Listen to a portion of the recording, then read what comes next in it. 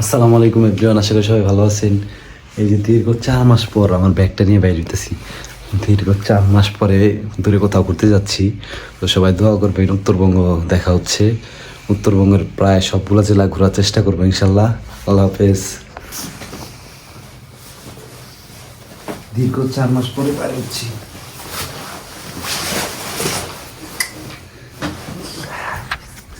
যাবো আসলে আজকে যাযাবর, পুরাটাই যাযাবর।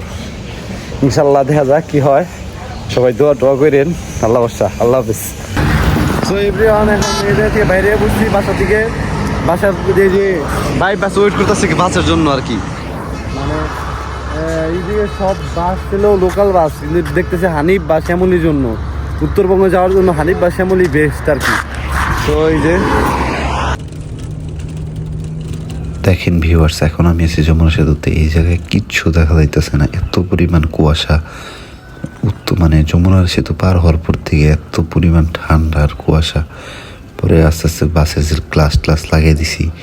পরে এরপরে আস্তে আস্তে বগুড়ার এই দিক থেকে কত সুন্দর দৃশ্য দেখতে দেখতে আমরা যাইতেছি রংপুর এসে পড়ছি। হেরুল ভাই আমাকে রিসিভ করছে। তারপরে আমরা যাচ্ছিলাম রংপুর শহর ঘুরতে।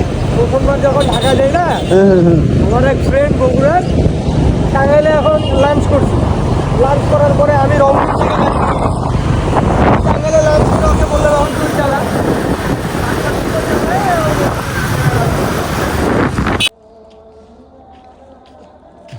ভাই এই বটগাছ সম্পর্কে কিছু আপনি বলেন। বটগাছ সম্পর্কে আমি তেমন কিছু জানি না ভাই কামাইকেলের ঐতিহ্যবাহী একটা গাছ, দীর্ঘদিন ধরে আছে। সম্ভবত শোনা যায় যে প্রায় 100-200 বছর বয়স, এরকম পুরানো। এখানকার যারা আর কি স্থায়ী বাসিন্দা যারা, তাদের মুখে শোনা আর কি। আল্লাহ ভালো জানে আসলে এটা কত।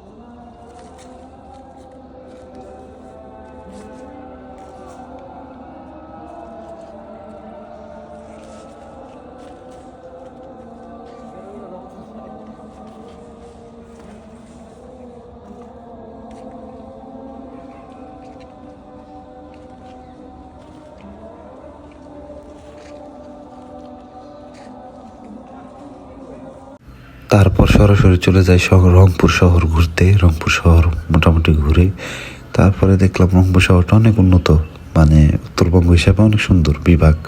তারপরে হিলাল ভাইয়ের অফিসে চলে যায়। হিলাল ভাই অফিসে সব কাজ শেষ করে তারপরে হিলাল ভাই আমার সাথে বের হয়ে যায়। পুরো রংপুর শহর ঘুরে দেখি রাতের বেলায় অনেক জায়গায়।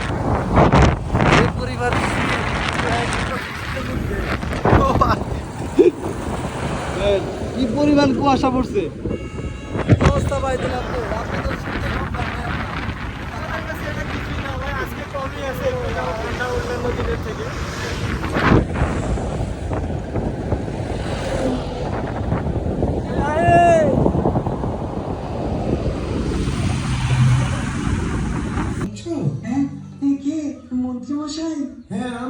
এভরিওয়ান, তারপরে আমরা এই হিলালের বাসায় চলে আসি। চলে আসার পরে দেখেন কত সুন্দরভাবে গোপাল বার দেখতেছিলাম আর খাইতেছিলাম, ভালোই লাগতেছিল। আর হিলাল ভাই সাহেব ছোটো ভাই ছিল বাসায়, দীপও। তারপরে আমরা এই যে রাতে ঘুমানোর পরে সকালে আমরা বের হয়ে যাব। বের হয়ে যাব। হিলাল ভাই যে চলে যাবে হলো কি বলে বগুড়ায় হিলাল ভাই একটা প্রোগ্রাম ছিল, আর আমি যাব আজকে লালমনিরহাট কুড়িগ্রাম। সো ভালোই লাগতেছিল, যাইতেছিলাম।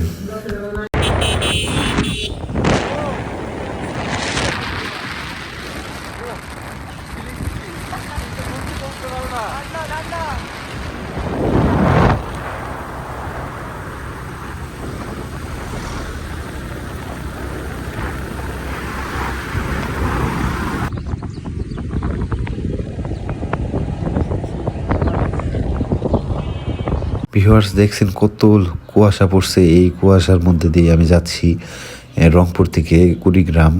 তো তারপর তিস্তা ব্যারেজ পড়লো লালমনিরহাটের, এটা দেখলাম। এটা দেখে তারপরে আমি আপনাদের আরও ভিডিও আপলোড করার চেষ্টা করবো। আরও আস্তে আস্তে ভালো ভালো ভিডিও কন্টেন্টগুলো আপলোড করার চেষ্টা করবো। আপনারা আমার সাথেই দেখেন।